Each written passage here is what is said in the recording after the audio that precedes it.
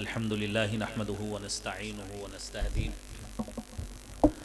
ونعوذ بالله من شرور أنفسنا ومن سيئات أعمالنا من يهده الله فلا مضل له ومن يضلل فلا هادي له أشهد أن لا إله إلا الله وحده لا شريك له وأشهد أن محمدا عبده ورسوله اللهم انفعنا بما علمتنا وعلمنا ما ينفعنا وزدنا علما اعوذ باللہ السمیع العلیم من الشیطان الرجیم بسم اللہ الرحمن الرحیم یا ایھا الذین آمنوا توبوا الی اللہ توبۃ نصوحا صدق اللہ العظیم۔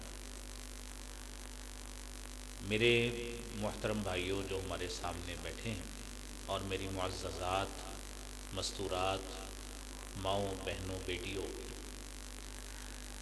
اللہ رب العالمین کا یہ لطف و کرم ہے کہ اس خالق کائنات نے جل مجدہ الکریم نے آج ہمیں تکمیل قرآن کے موقع پر ہمیں ایک حسین مجلس کا حصہ بنایا ہے۔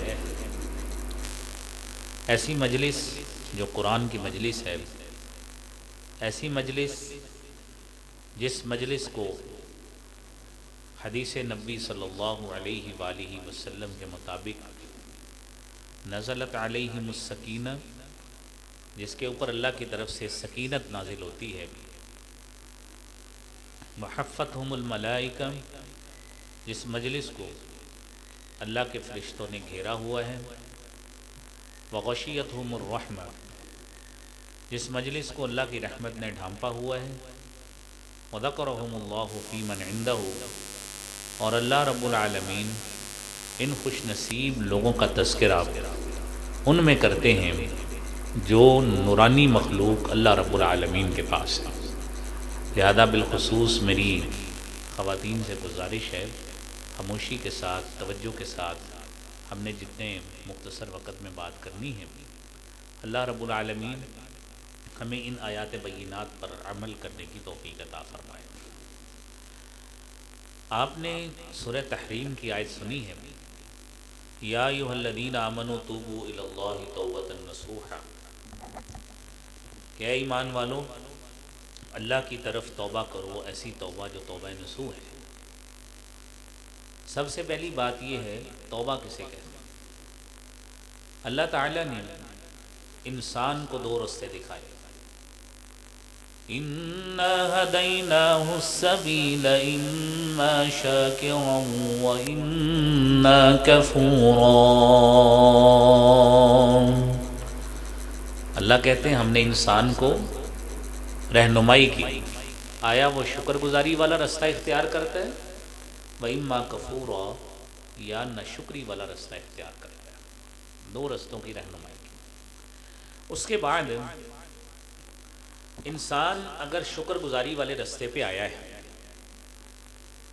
راستے میں اس رستے پہ چلتے ہوئے شیطان کے وسوسے میں آ گیا، اس رستے سے ہٹ گیا، صراط مستقیم سے تھوڑا سا ڈگمگا گیا، اور دوسرے مرحلے پر اسے احساس ہوا کہ میں نے غلطی کی ہے، اس رستے کو چھوڑ کے کوتاہی کی ہے، اللہ کو ناراض کیا ہے، اپنے مالک کا غصہ مول لیا ہے۔ اس کے اندر احساس پیدا ہوا کہ میں نے اپنے رب کو راضی کرنا ہے، میں نے اپنے رب کو خوش کرنا ہے۔ شریعت کا ایک طے شدہ عمل ہے جس کے تحت انسان معافی مانگتا ہے، اور اس معافی والے عمل کو شریعت میں توبہ کہا جاتا ہے۔ اور یہ وہ توبہ کا عمل ہے کہ جس عمل کو اللہ کے رسول صلی اللہ علیہ وآلہ وسلم نے فرمایا ہے، التائب من الذنب کمن لا ذنب لہ، کہ توبہ کرنے والا شخص ایسا بن جاتا ہے اللہ کے ہاں کمن لا ذنب لہ، گویا کہ اس نے کوئی گناہ کیا ہی نہیں۔ اب میری عزیز بہنوں اور بیٹیوں، آپ یہ بات ذہن میں رکھیں کہ توبہ وہ شخص کرتا ہے جو اپنے آپ کو مجرم سمجھتا ہے، جو سمجھتا ہے میں نے جرم کیا، جو سمجھتا ہے میں نے غلطی کی، جو سمجھتا ہے میں نے کوتاہی کی، جو سمجھتا ہے میں نے اللہ کو ناراض کیا ہے۔ اب ایک شخص چوری کرتا ہے اور چوری کرنے کے عمل کو وہ غلط سمجھتا ہی نہیں ہے، آپ خود بتائیں وہ توبہ کیسے کرے گا؟ شرابی شراب پیتا ہے، شراب پینے کے عمل کو وہ غلط سمجھتا ہی نہیں ہے، وہ توبہ کیسے کرے گا؟ بدکار بدکاری کرتا ہے اور اس بدکاری کے عمل کو وہ غلطی، کوتاہی، گناہ سمجھتا ہی نہیں ہے، وہ توبہ کیسے کرے گا؟ لہذا توبہ کے لیے ضروری ہے کہ جرم کو جرم سمجھا جائے، اپنے آپ کو انسان ظلم والا، ظالم سمجھے، غلطی کرنے والا، کوتاہ، کم قسمت سمجھے۔ جب وہ سمجھے گا پھر وہ توبہ کی طرف آئے گا۔ جب وہ چوری کو جرم نہیں سمجھتا، شرابی شراب کو جرم نہیں سمجھتا، جب کوئی مجرم جرم کو جرم سمجھتا ہی نہیں ہے، وہ توبہ کیسے کرے گا؟ میں آپ کو حضرت عبداللہ بن مسعود رضی اللہ تعالیٰ عنہ کی حدیث بتاتا ہوں جو صحیح بخاری میں موجود ہے کہ ایک صحابہ کرام اور ایک عام شخص، اس کا گناہ کے حوالے سے احساس کیسا تھا۔ دیکھیے صحیح بخاری میں حضرت عبداللہ بن مسعود رضی اللہ تعالیٰ عنہ سے مروی حدیث ہے، نبی کریم صلی اللہ علیہ وآلہ وسلم نے فرمایا ان المؤمن یری ذنوبہ کأنہ قاعد تحت الجبل۔ مومن آدمی گناہ کو ایسے سمجھتا ہے کأنہ قاعد تحت الجبل، گویا کہ وہ ایک پہاڑ کے نیچے بیٹھا ہے، اور جیسے ہی اس نے گناہ کرنا ہے، اللہ کو ناراض کرنے والا عمل کرنا ہے، یہ پہاڑ اس کے اوپر آن گر پڑے گا۔ یہ ہے ایک مومن کا عمل۔ وہ سمجھتا ہے میں نے جیسے ہی عمل کرنا ہے، پہاڑ میرے اوپر گر کر مجھے کچل دے گا، تباہ کر دے گا، ملیا میٹ کر دے گا، میری کوئی حیثیت نہیں۔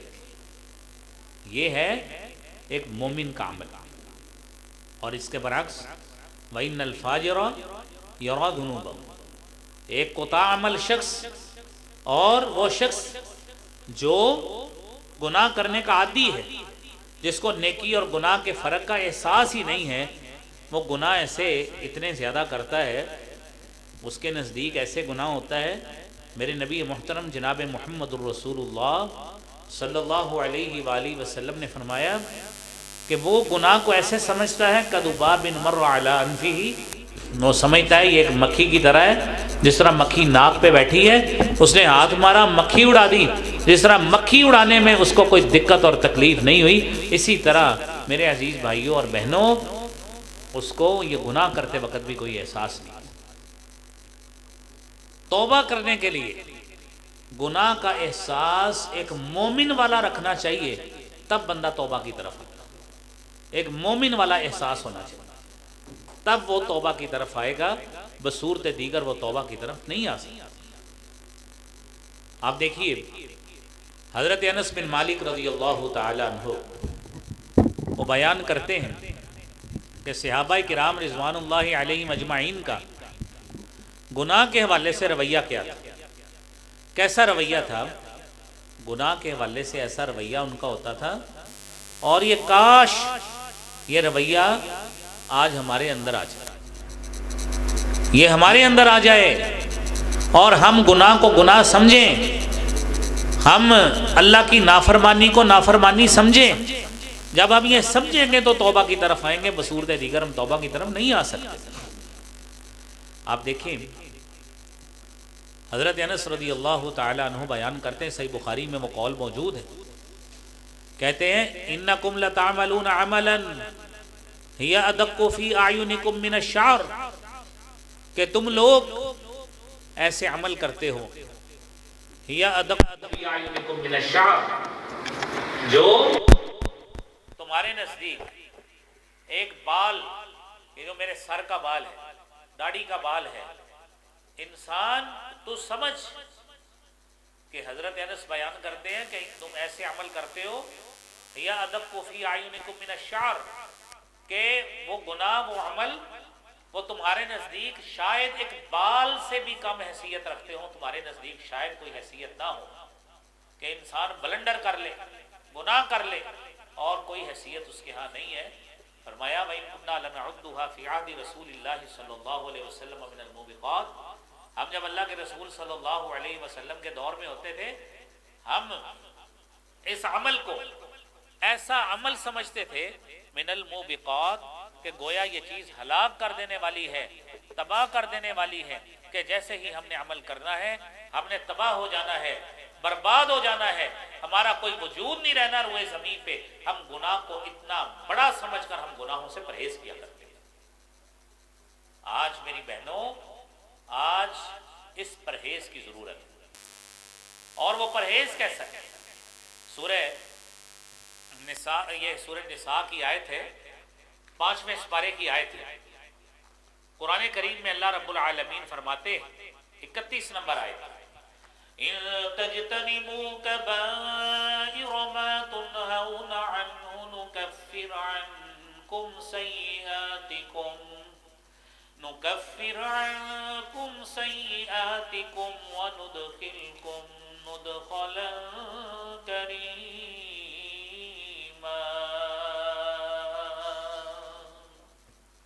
کہ اگر تم تو کبیرہ گناہوں سے بچو، اللہ نے پیکج دیا۔ میری عزیز بہنوں، اللہ نے پیکج دیا ہے کہ تم صرف یہ احساس رکھو کہ یہ گناہ ہے، یہ نیکی کی طرف آؤ، نیکی کی رغبت رکھو، نیکی کی طرف آؤ۔ اگر کبیرہ گناہوں سے بچو گے جس سے تمہیں روک دیا گیا ہے، اللہ کہتے ہیں نکفر عنکم سیئاتکم، ہم تمہاری چھوٹی موٹی کوتاہیاں ویسے ہی معاف کر دیں۔ کبیرہ گناہ کیا ہے؟ شرک کبیرہ گناہ ہے، جادو کبیرہ گناہ ہے، یتیموں کا مال کھانا کبیرہ گناہ ہے، اور پاک باز عورتوں پہ تہمت لگانا کبیرہ گناہ ہے، سود کھانا کبیرہ گناہ ہے۔ تمام وہ گناہ کبیرہ گناہ ہیں جن کی سزا جہنم کی صورت میں یا اللہ کی نافرمانی کی صورت میں بتائی گئی ہو، یا جس کی وعید جہنم کی صورت میں بتائی گئی ہے، یا فاسق ہونے کی صورت میں، ظالم ہونے کی صورت میں بتائی گئی ہے، وہ کبیرہ گناہ ہوتے ہیں۔ یہ کبیرہ گناہ، تو اللہ کہتے ہیں کہ اگر تم یہ کر لو گے نا، نکفر عنکم سیئاتکم، اور نماز پڑھتے ہوئے تم سے کوئی چھوٹی موٹی کوتاہی ہو گئی، توجہ بٹ کی کچھ ایسا ہو گیا، میں ویسے ہی معاف کر دوں گا۔ روزے کا مناسب پرہیز نہیں ہو سکا، میں معاف کر دوں گا، لیکن تم فرائض پورے کرو، کبیرہ گناہوں سے بچو، میں تمہارے سارے کے سارے خطائیں تمہاری ویسے ہی اپنی رحمت کی آغوش میں لے کر معاف کر دوں گا۔ لیکن میری بہنوں یاد رکھنا، اپنے گھروں میں جا کے یہ بات بتائیں کہ سود کھانا کبیرہ گناہ ہے، رشوت کھانا کبیرہ گناہ ہے، بہنوں کا وراثت میں حق مارنا کبیرہ گناہ ہے، اور جان بوجھ کر خامند کی نافرمانی کرنا کبیرہ گناہ ہے، والد کی نافرمانی کرنا کبیرہ گناہ ہے، اور جان بوجھ کر بیوی کا حق مارنا کبیرہ گناہ ہے، اور بیوی پر ظلم جبر کرنا کبیرہ گناہ ہے۔ خامند بیوی پر ظلم کرے وہ بھی کبیرہ گناہ ہے، بیوی جان بوجھ کر خامند کو نظر انداز کرے، اس کی خدمت نہ کرے، یہ بھی کبیرہ گناہ ہے۔ تو میری عزیز بہنوں، یہ بات مد نظر رکھیں کہ اللہ رب العالمین کی طرف سے پیکج یہ ہے کہ تم ان کبیرہ گناہوں سے بچ جاؤ گے تو میں تمہاری چھوٹی موٹی کوتاہیاں ویسے ہی معاف کر دوں گا۔ اب اگر ہم معافی کی طرف آنا چاہتے ہیں، توبہ کی طرف آنا چاہتے ہیں، تو یہ توبہ کا عمل اتنا اچھا بہترین عمل ہے، اللہ کے ہاں اتنا محبوب عمل ہے، اللہ کو اتنا پسندیدہ عمل لگتا ہے، اللہ رب العالمین کے ہاں اتنا محبوب عمل ہے کہ بندہ اللہ کے سامنے جب جھکتا ہے نا، دیکھیں قرآن کریم میں اللہ تعالیٰ نے انبیاء کے قصے کس وجہ سے بیان کیا؟ ہمیں سمجھانے کے لیے، ہمارا ذہن درست کرنے کے لیے، ہمارے ذہن کی الائنمنٹ کرنے کے لیے، کہ ہم یہ باتیں سمجھیں، ہم صحیح معنوں میں اس بات کے قائل ہوں۔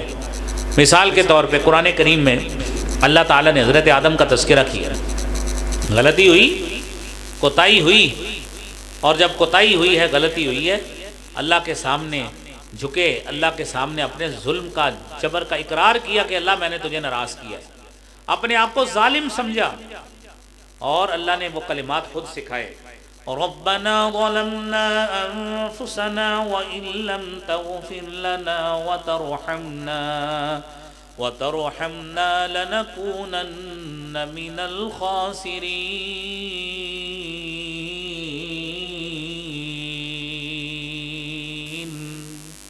اے ہمارے رب، ہم نے اپنے اوپر ظلم کیا، وَإِن لَّمْ تَغْفِرْ لَنَا، اللہ تو نے اگر ہمیں معاف نہ کیا، ہمارے اوپر رحم نہ کیا، لَنَكُونَنَّ مِنَ الْخَاسِرِينَ، ہم خسارہ پانے والوں میں سے ہو جائیں گے۔ حضرت نوح علیہ السلام کے حوالے سے تذکرہ پڑھیے قرآن میں، سورہ عنکبوت میں اللہ فرماتے ہیں فَلَبِثَ فِيهِمْ أَلْفَ سَنَةٍ إِلَّا 50 عاما، 950 سال وہاں پہ اپنی قوم میں زندگی گزاری۔ تو جب قوم کی تباہی کا وقت آیا ہے نا، تو بیٹا ظالموں کے ساتھ کھڑا ہو گیا، شفقت پدری ذہن میں آئی کہ اللہ انہو من اہلی، اللہ وہ میرا بیٹا ہے۔ تو اللہ نے کہا انہو لیس من اہلک، وہ تیرا بیٹا نہیں ہے، انہو عمل غیر صالح، اس کا عمل صالح نہیں ہے۔ باپ نے محبت دکھاتے ہوئے کہہ دیا کہ اللہ میرا بیٹا ہے۔ تو اللہ نے کہا اگر تو نے دوبارہ سوال کیا نا تو تیرا شمار اللہ تعالیٰ ظالموں میں اور غافلوں میں کریں گے۔ آپ میری بہنوں نے اس مدرسے میں رہتے ہوئے آپ نے سورہ ہود پڑھی ہو، اللہ رب العالمین نے یہ بات کہی ہے لا تسألنی ما لیس لک بہ علم، 46 نمبر آیت ہے سورہ ہود کی، انی اعظک ان تکون من الجاہلین، کہ میں تجھے نصیحت کرتا ہوں کہیں جاہلوں میں نہ ہو جانا۔ تو حضرت نوح علیہ السلام کو سمجھ آئی، اور حالانکہ معصوم عن الخطا ہے، انسانوں میں معصوم صرف انبیاء کی ذات ہوتی ہے، لیکن جب احساس ہوا کہ میں نے غلطی کی ہے تو کیا کہنے لگے؟ قال رب انی اعوذ بک ان اسألک ما لیس لی بہ علم وَإِلَّا تَغْفِرْ لِي وَتَرْحَمْنِي أَكُن مِّنَ الْخَاسِرِينَ۔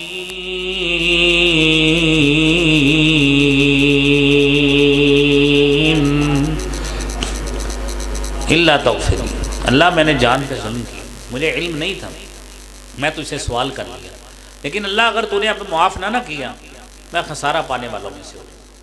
دو نبیوں کا تذکرہ ہے۔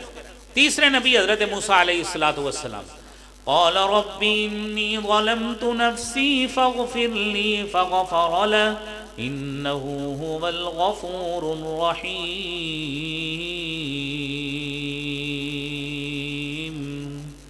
اے میرے رب میں نے اپنی جان پہ ظلم کی، اللہ معاف کر دے۔ اللہ کہتے ہیں ہم نے معاف کر دیا۔ تو یہ حضرت موسیٰ کا بھی تذکرہ کیا، حضرت داؤد کا تذکرہ کیا کہ اللہ نے آزمائش کی ہے۔ سورہ صاد آپ نے 23ویں سپارے میں سنی ہے، تو اللہ تعالیٰ نے ان کا تذکرہ حضرت داؤد علیہ السلام کا تذکرہ کیا کہ ہم نے حضرت داؤد علیہ السلام کی آزمائش کی، اور حضرت داؤد علیہ السلام کو جب یہ احساس ہوا کہ میری آزمائش ہوئی ہے تو انہوں نے فوری طور پر اللہ رب العالمین سے استغفار کیا۔ وَظَنَّ دَاوُودُ أَنَّمَا فَتَنَّاهُ فَاسْتَغْفَرَ رَبَّهُ وَخَرَّ رَاكِعًا وَأَنَابَ۔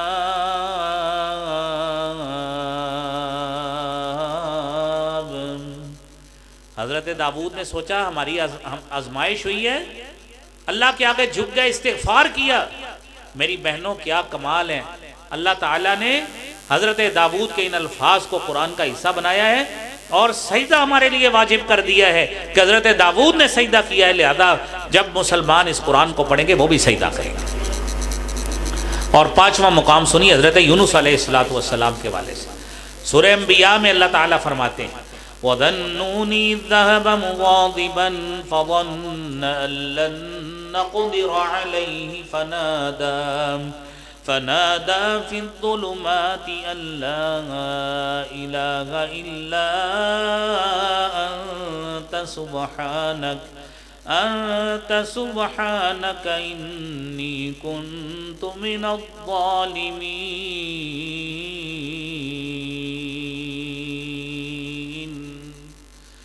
کہ وہ مچھلی والا کیفیت کیا تھی؟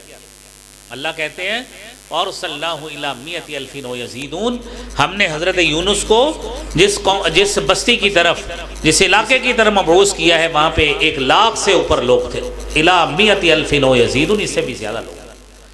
وہاں سے قوم سے ناراض ہو کر حضرت یونس علیہ السلام چلے گئے، کشتی میں چلے گئے، وہاں سے مچھلی نے آغوش میں لے لیا، اپنے پیٹ میں لے گئی، زندہ مچھلی کے پیٹ میں چلے گئے۔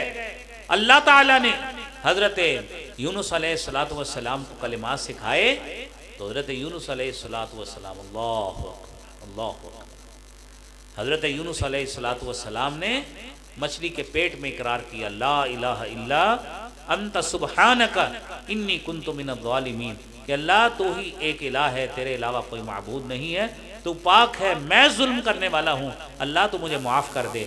قرآن کریم میں اللہ تعالیٰ سورہ صافات میں فرماتے ہیں فَلَوْلَا أَنَّهُ كَانَ مِنَ الْمُسَبِّحِينَ لَلَبِثَ فِي بَطْنِهِ إِلَى يَوْمِ يُبْعَثُونَ،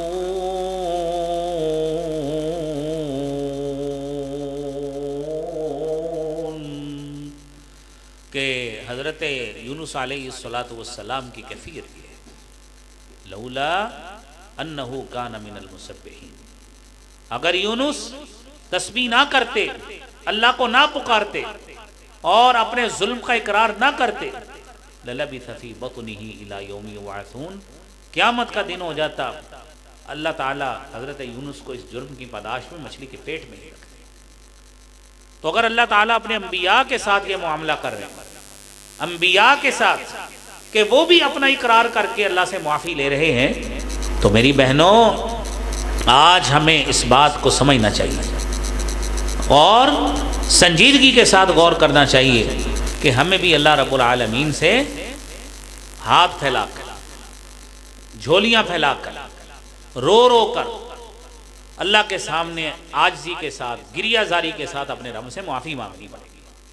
یہ معافی تب ملتی ہے، وہ مالک تو اتنی رحمت والا ہے، وَهُوَ الَّذِي يَقْبَلُ التَّوْبَةَ عَنْ عِبَادِهِ وَيَعْفُو عَنِ السَّيِّئَاتِ وَيَعْلَمُ مَا تَفْعَلُونَ۔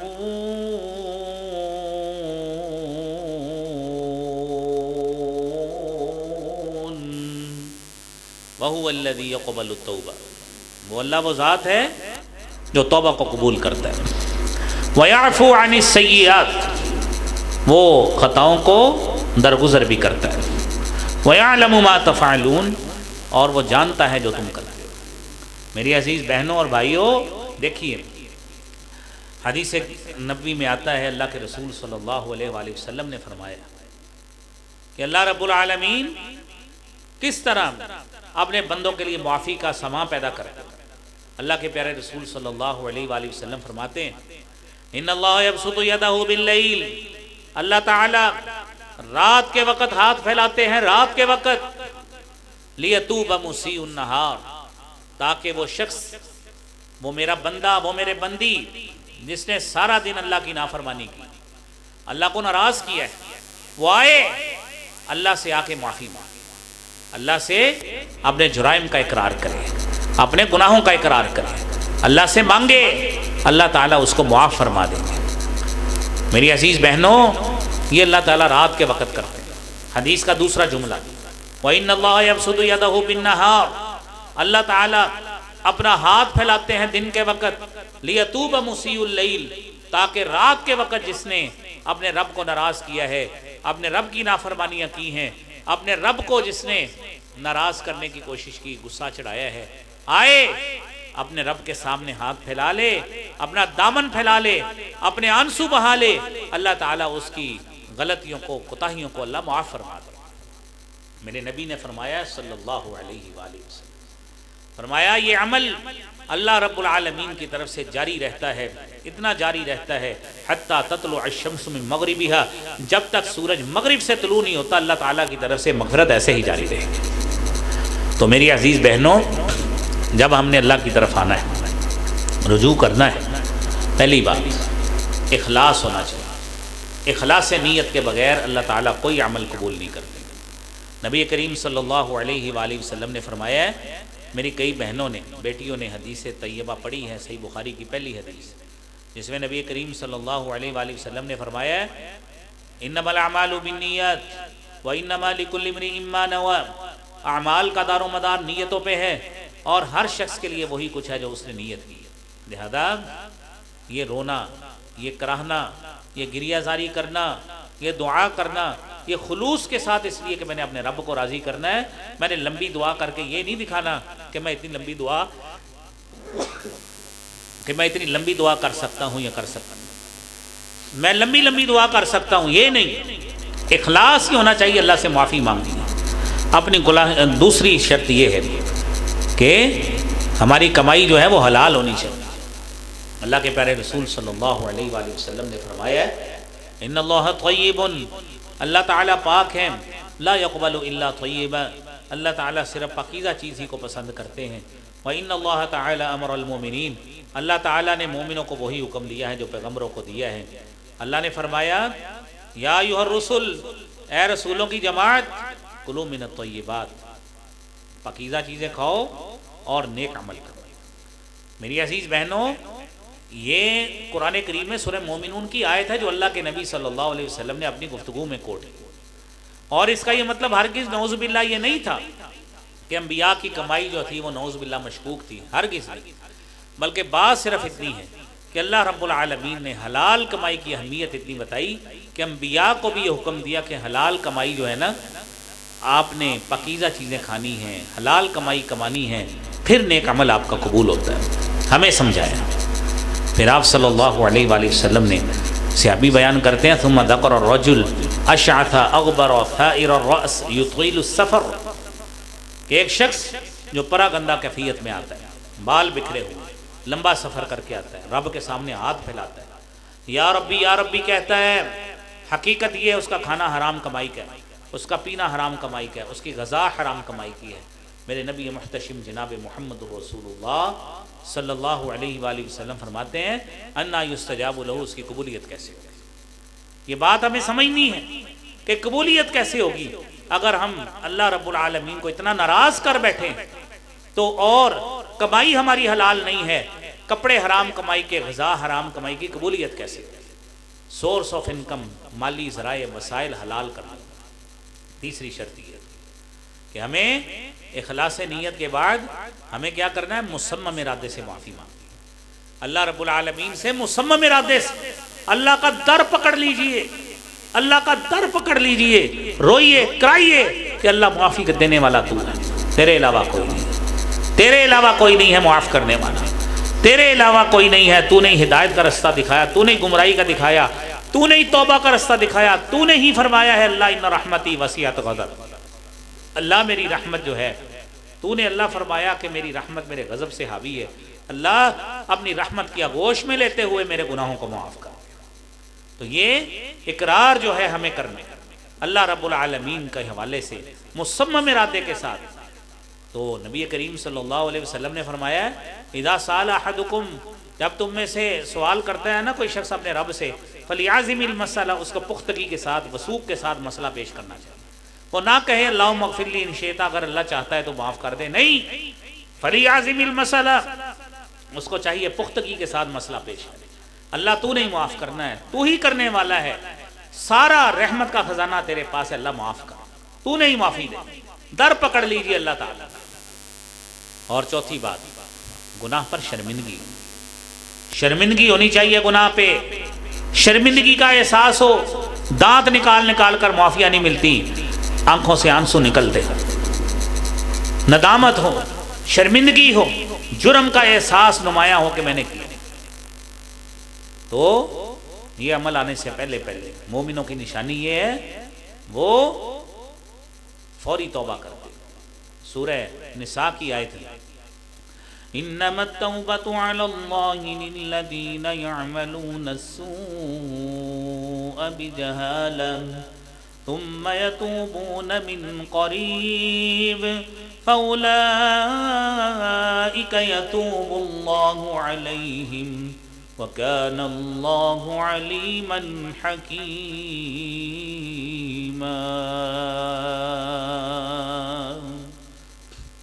توبہ ان لوگوں کے لیے نادانی میں، جہالت میں، نہ چاہتے ہوئے گناہوں میں فوری توبہ کی. یہ نہیں سمجھا کہ آج گناہ کیا، مہینے بعد محمدی مسجد کے یہ مدرسہ میں یہ دعا ہوگی تو وہاں پہ جا کے دعا مانگ لیں گے. نہیں، مومن کی نشانی یہ ہے وہ تاخیر نہیں کرتا، فوری رب کے در پہ آتا ہے کہ پتہ نہیں ایک لمحہ بھی اس کے بعد ملنا ہے کہ نہیں ملنا، فوری توبہ کرتا۔ اور ساتھ ہی فرمایا وَلَيْسَتِ التَّوْبَةُ لِلَّذِينَ يَعْمَلُونَ السَّيِّئَاتِ حَتَّى إِذَا حَضَرَ أَحَدَهُمُ الْمَوْتُ قَالَ إِنِّي تُبْتُ الْآنَ وَلَا الَّذِينَ يَمُوتُونَ وَهُمْ كُفَّارٌ أُولَئِكَ أَعْتَدْنَا لَهُمْ عَذَابًا أَلِيمًا۔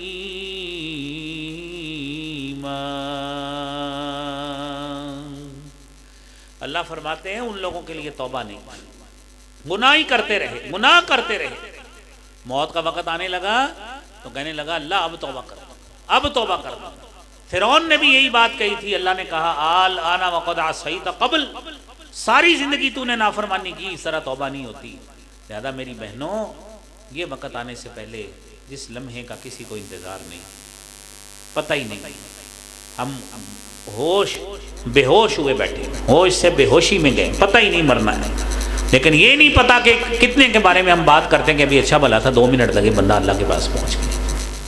اللہ رب العالمین سے دعا ہے کہ اللہ ہم تیرے در کے فقیر ہیں، اللہ ہم سائل ہیں، اللہ ہم مانگنے والے ہیں، اللہ تو دینے والا ہے۔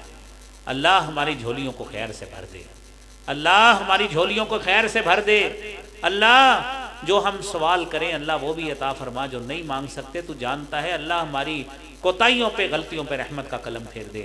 اللہ رب العالمین ہمارے گناہوں کو معاف فرما، اپنے آگے جھکنے کی توفیق عطا فرما۔ وآخر دعوانا الحمدللہ رب العالمین۔